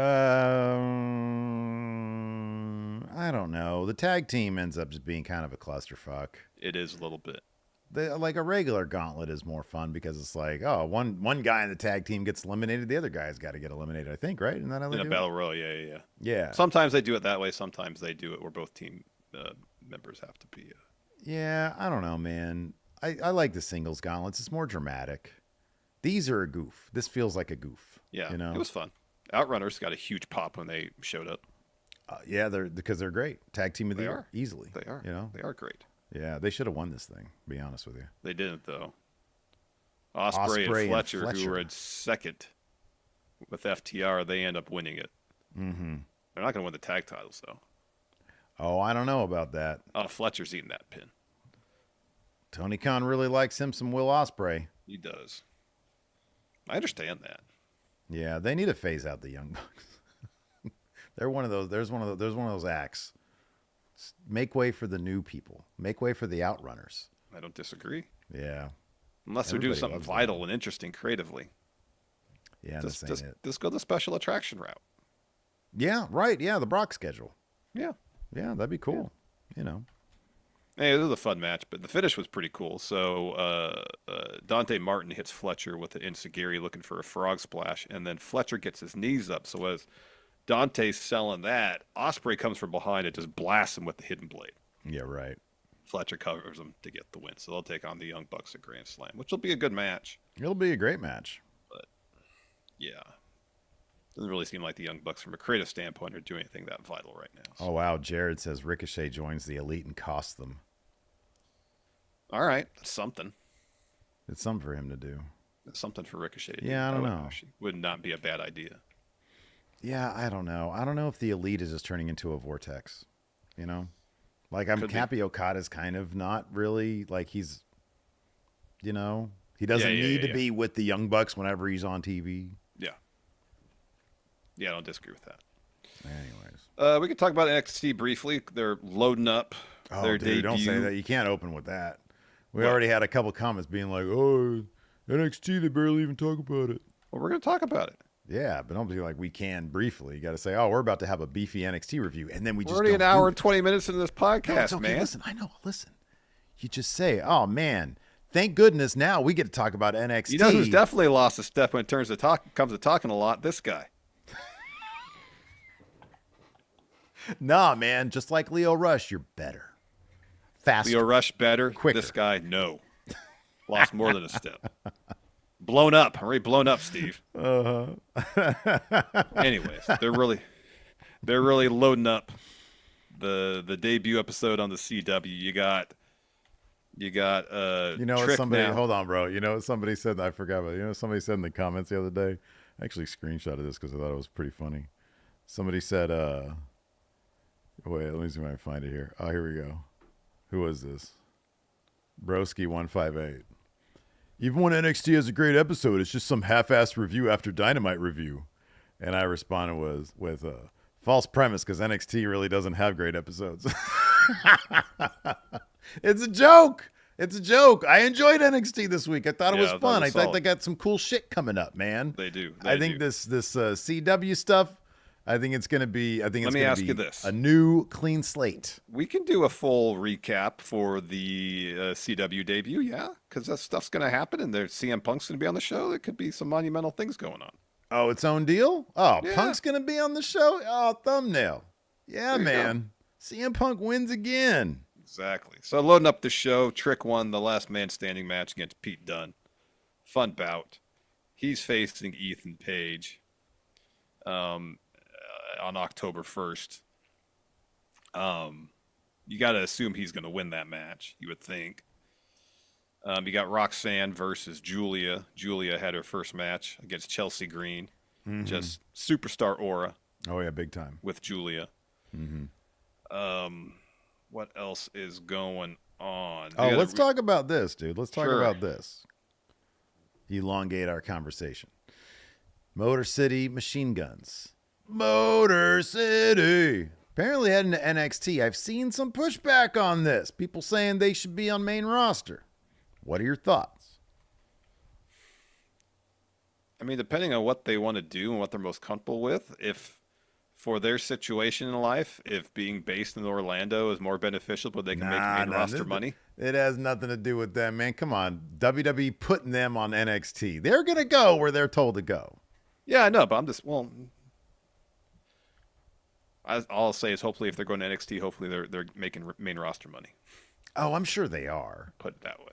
I'm sure they are. Yeah. Do you think it's the right spot for them, though? That's the question. Well, part of it is like, I think Alex Shelley is a physical therapist or something like that. Like he has a career outside of wrestling, I believe. Well, he's not going to need that. He probably needed that up till now. Well, I know he did, but maybe that's something that will be there for him when his wrestling career is over. He doesn't want to drop it completely. Okay. And so it might make sense for him to maintain a practice in Orlando, even on limited capacity. Man, I'm saying, do you think they should go to main roster? Oh, based on their legacy and name value, absolutely. They should go to main roster. Yeah, probably. But then again, I saw this. What I saw was like somebody said something like NXT developmental. They're in their 40s. Why are they going there? But NXT is not like, dude, NXT is like WWE's now lone representation on network television. And I know some might scoff at the CW being considered that, but technically it is. It is. It's available, I guess, if you have antenna ears or whatever now. But NXT, look, you see main roster people showing up on NXT. I don't consider it necessarily like development. Like Julia's going to be there for a year. She ain't going to be there for a cup of coffee. She's going to be there for a year. Stephanie Vaquer is going to be there for a while. Yeah. If they sign other bigger names, they're going to be on NXT. I think that they're going to start phasing back to, there's still going to be a heavy emphasis on developmental, but they're also going to have, dudes coming in from New Japan, dudes coming in from AEW showing up, like Ricky Starks. Where do you think Ricky Starks is going to go? Oh, he'll probably go to, like Ricky Starks or Daniel Garcia. They'll probably go to NXT. He'll be on the Chase U. Yeah. That's what I think anyways. And on here's top another of that, thing. the bigger thing. Main roster treats their tag division That's like what I was going to say.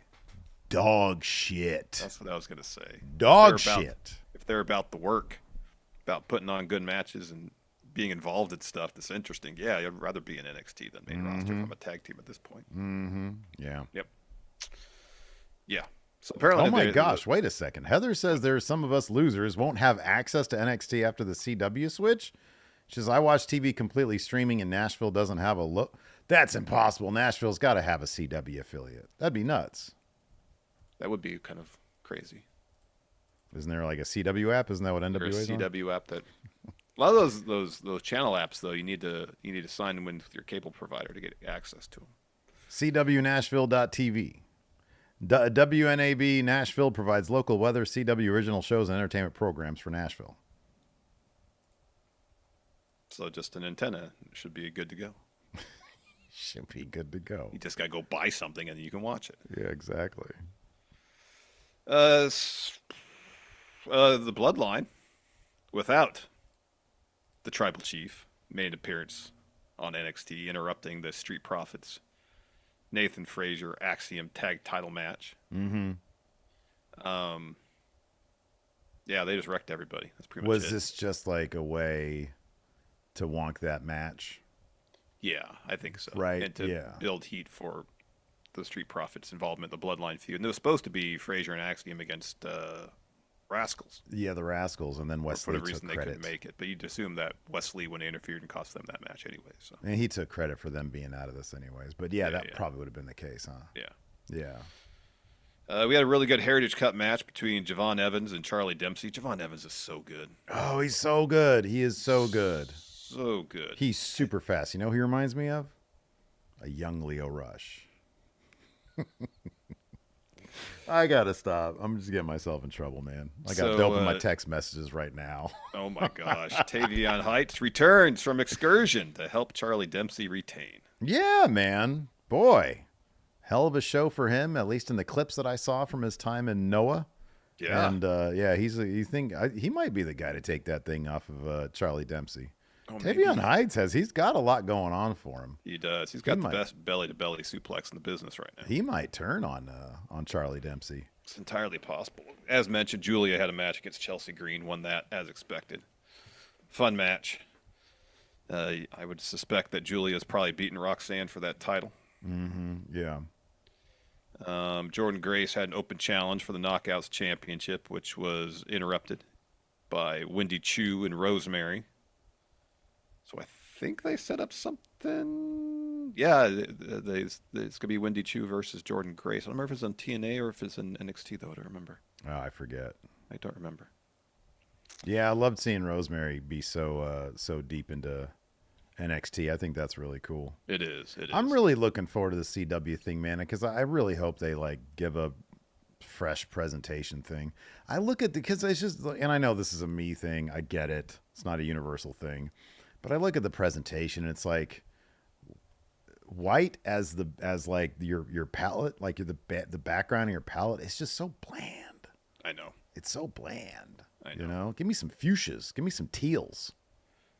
Even creamsicle against like a black would work better. Part of that too is the venue obviously is so small that you see the walls behind the crowd. Mm-hmm.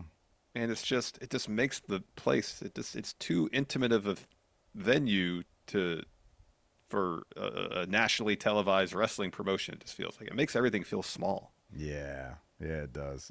But we've been saying that for such a long time. That's why I'm hoping you guys won't have to hear us bitch about that anymore once they get to the CW and they, they juice it up a little bit, man. They take it on the road is what you're saying. We had a Hammerstone get thrown around by Obafemi. That was pretty cool. Yeah. Hammerstone's jacked. My goodness gracious. He's massive. Yeah. Massive. He took the L to Obafemi. Ridge Holland beat Duke Hudson. Grudge match. Yeah. What do you think of Ridge these days, looking at his hands all the time? Looking at his hands? That's his thing. He walks out. He's like, look what these hands did. He just stares at his hands. Yeah. Something. I mean, they've managed to develop Ridge into like a somewhat compelling character. Yeah, they have. Yeah. Yeah. It took a few tries, but that bit at the end, after the match, he just completely eviscerates, and poor Thea's like, just screaming and yelling at him the whole time. Yeah, that's pretty cool. Yeah, it is. It is. Main event was a lot of fun.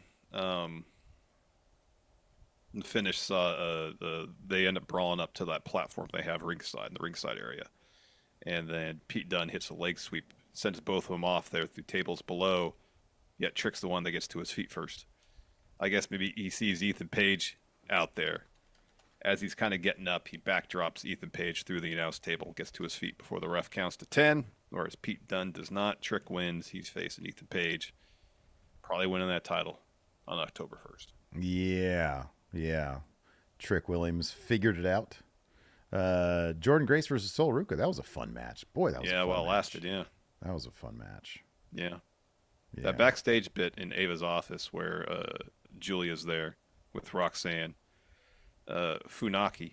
That was cool, yeah. Is translating for Julia. And Julia says to Roxanne, I understand you're scared. You should be. You should be. Yeah. It's good stuff.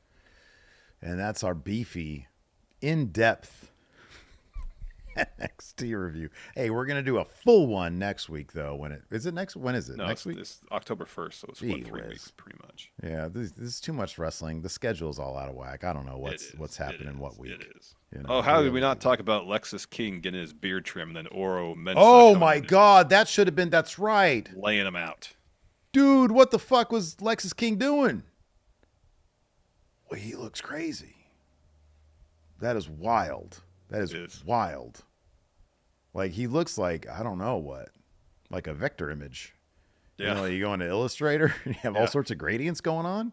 Yeah. Wild. That beard is something else. It is. It has got a life of its own. It really But if you're going to do something, you go all the way with it, I guess, right? Yeah, I guess so. Hey, and Phil, CM Punk's going to be on NXT next week. He has an idea.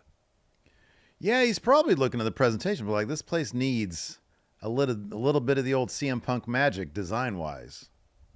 It's like I have just the guy for it. Yeah. It's whoever designs his stuff. It's whoever designs his stuff. That Larry shirt is awesome of his. We really got to do a Pets of Going in Raw. Sure, yeah. Because I got Gary the Fish, who doesn't really make an appearance here. No. I got Salem the Cat, who's like maybe been on once or twice. And then I got, you could literally see she's taping right there. Her little dumb head. I love her so much. Of course, got May May. And we got May May. We got a couple frogs in this house, small little frogs. Well, we got to do a Zoe shirt too, and man. A couple, shout out, Zoe. Shout out. We got a couple fish here too. Yeah, you got fish there? They have names? You don't know your fish names? Well, not my fish. One of my kids' fish. I don't remember the names. Bro, they're your fish. The frogs don't have names. Oh, you do? You have frogs? They don't have names? No, they're little frogs. They're in a little, they stay in the water all the time. You got to name those frogs, man. Twice a week I go in there and feed them. That's my relationship with them. They're frogs. I mean, the frogs are the NXT reviews of your household pets. I guess so. I got no ill will towards frogs. I like dogs because you can pet them, play with them, and cuddle with them and stuff like that. Like, there's a relationship there, Yeah. Frogs, they just, half the time I look in their little container and they're just there. They're motionless. I tap on it, they move, Lacey would love those. Lacey loves all animals. She'll sit there and talk to Gary. Yeah. I sit there and talk. Fish are kind of like bizarrely smart, man. I walk by, he starts freaking out because he really wants food. I'm like, you fat bastard. Well, that's the thing. Take some more flakes. They see the individual responsible for feeding them, and then when they see that individual, yeah, it's crazy, right? Super excited, yeah. I'm like, I thought their brains probably like this, but I don't even know if fish have brains. It's brains, so small. Yeah, it's not huge. It's not huge at all, and yet, he's like, hey, it's Steve. What do you think the fish has named you?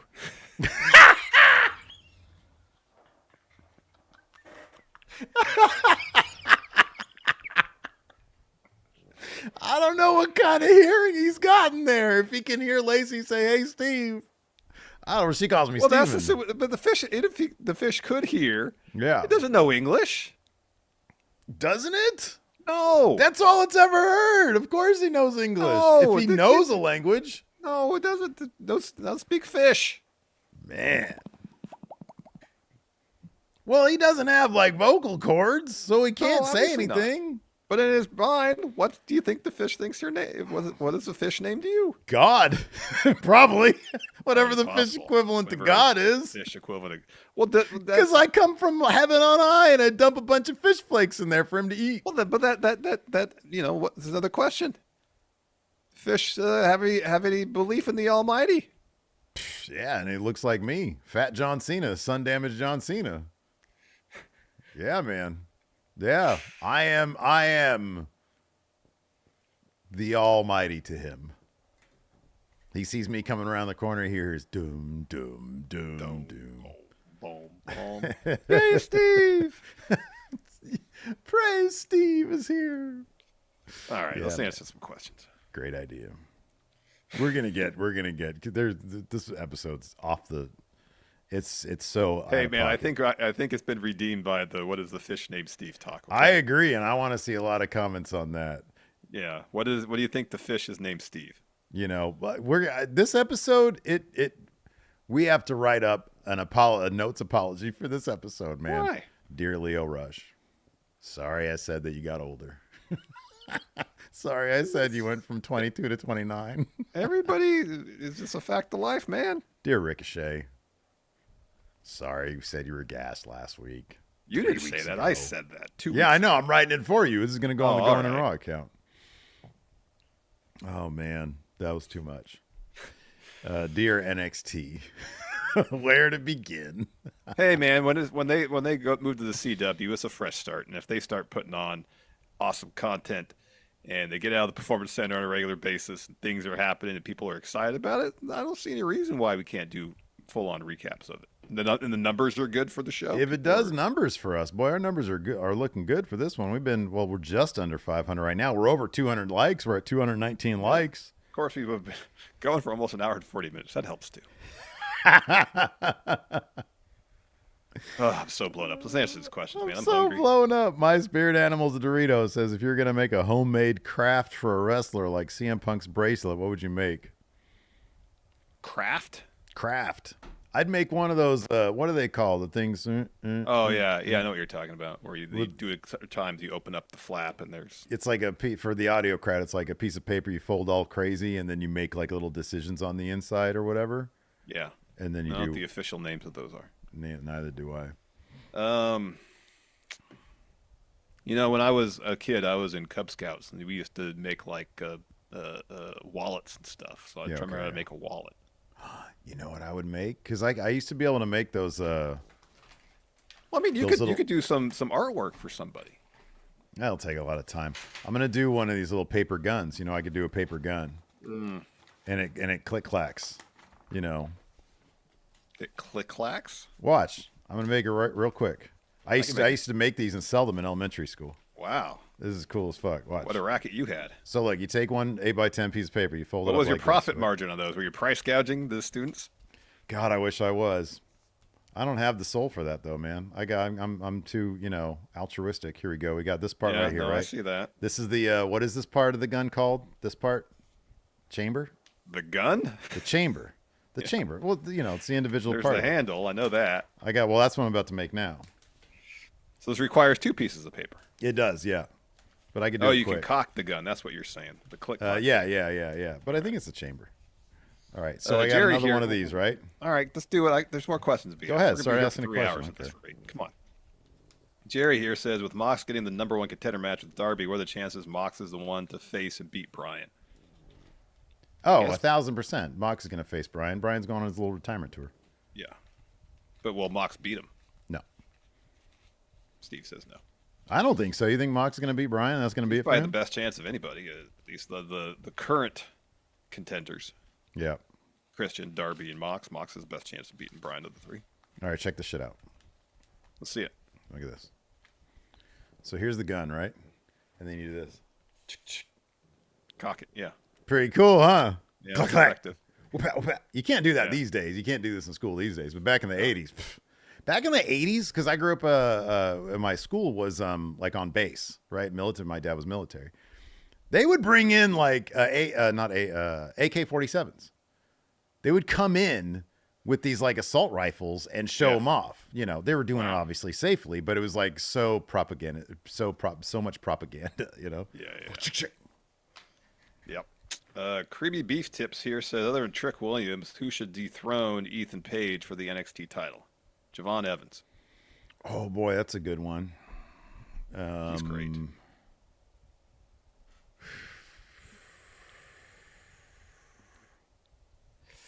Obafemi. Make him give him the Keith Lee treatment. Champ. Yeah.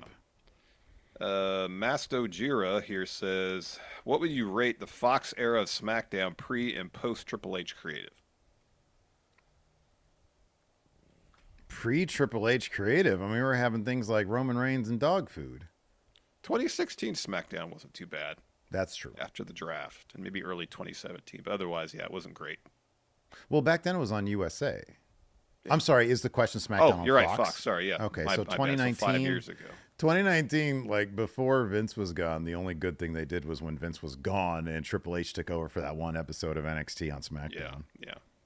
There was a lot of bad during that era, though. There really was. Kyle here says, besides good wrestling, what important things can AEW do to increase their current crowd attendance numbers? Seemingly they still got to advertise better. Man, locally. Yeah, I guess there's some of that. That's what we've heard, and I'm sure that would help. But like, honestly, you gotta book good stories. There's nothing, there's no magic key to it. No, that's not rocket science here. No, but yeah, could you imagine if like thousands of people aren't showing up because they're not like doing enough, like they're just not basic local they're not doing newspaper ads. I know. Not having talent show up but do radio interviews in the local market. Yeah, right. Like I've seen Swerve do so much of that stuff. It's like, is it just Swerve? Is he the only guy going out there doing that stuff? I don't know, but now he's taking time off, so. Yeah, you're not going to have your marketing team Swerve. Mm-hmm. Alex Foster here says, if Steve and Larson were free agents, what would be the internet's consensus on where they'd want you to sign?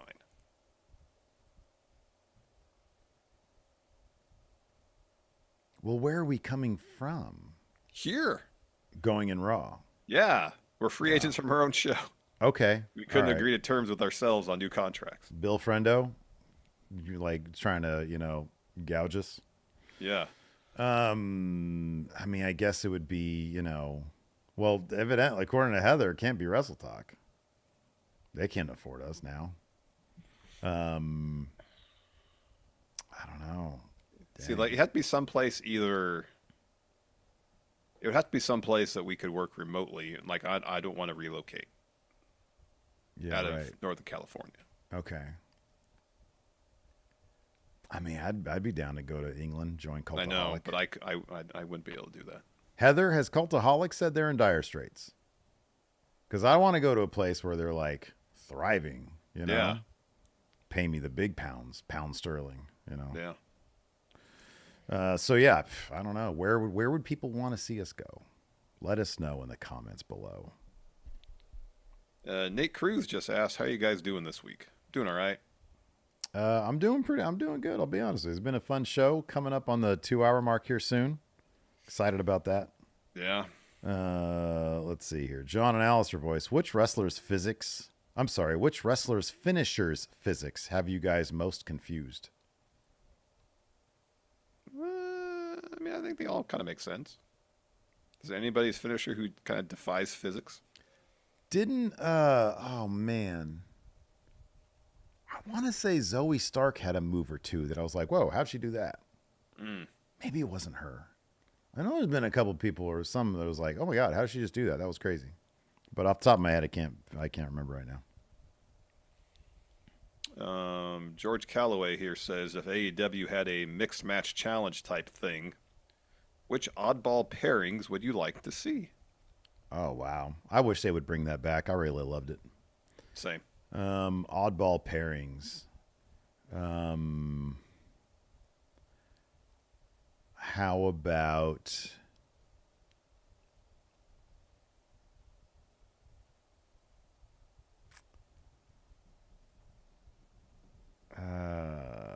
I'm trying to think, who would you put Uncle Howdy with?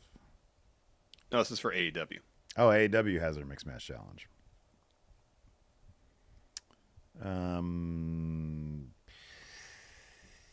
don't know. I don't know that I have an answer. The Soul Snatcher, that's a good answer for that last one. Because you watch that and it's like, oh, fuck, I got to see that again. How'd she do that? Yeah. Oh, there you go. Clown's got it good. Pac and Willow. What a great answer. Yeah, that'd be good. That's a really good answer right there. Jimmy Thomas says Willow and Brody King. Okay, yeah. Yeah. Heather says Cultaholic's doing pretty well right now. Okay, so they've got the lead position for us. It's good to hear. I think that'd be a load of fun. Here we go. Chestnut says, what does the Going in Raw sponsored AEW match look like? So it's the thing of Reese's Pie. Wow. They got to fight over.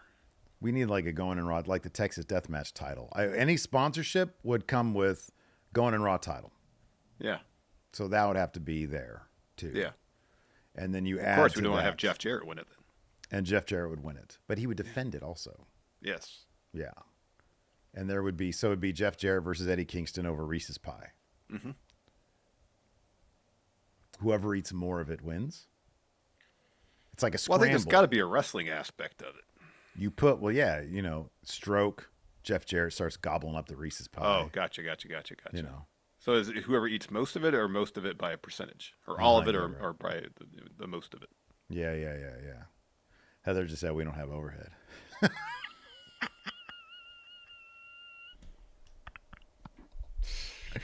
She says, I was really shocked when Wrestle Talk said they were moving a lot of stuff to Patreon, but you got to admit they've got a studio, writers, editors, etc. They have overhead, unlike you guys. Yeah, we don't. That's a good point, though. Yeah, my overhead is a Roman Reigns title. Keep things streamlined here, Going in Raw. Yeah, man. Got rid of that office and never looked back. Yep. Yep. Oh, Lord Gold has it here. Casino Battle Royal for the Going in Raw title. 100 Jeff Jarrett's. Oh, that's a good one. Yeah. Everybody dresses up as different iterations of Slapnuts. No. Jeff Jarrett. No dressing up. What? 100 Jeff Jarrett's. Okay, wait a second, though. There is only one Jeff Jarrett, unless he's talking about the other Jeff Jarrett that he sees in the mirror. Did you not hear mirror me? Match. So there's 100 Jeff Jarrett's. 100 Jeff Jarrett's. It's like that Orson Welles movie. Which one? I don't know. F for Fake? No, not that one. There's one where there's like a house, like there's like a bunch of mirrors. Oh, I know what you're talking about. It's one he directed. That's not Amberson's, is it? That's not No, Amberson's. it was the one with Rita Hayworth in it. The Third Man? No. I don't remember. All I right. think it's one with Rita Hayworth in it. Could be wrong. Yeah, maybe. They were a thing, weren't they? Yeah. Yeah, man. Oh, man. Anyways, that's going to do it for the show today. Excited now, Larson. Show's finally over. Hour 48 minutes deep. I was hungry before we even started. And guess what? We didn't have to pay for a studio or editors or writers because we got no overhead. No overhead. That's the way we like it. Thanks for tuning in, everybody. We appreciate it. Until next time, we'll see you guys around. Goodbye.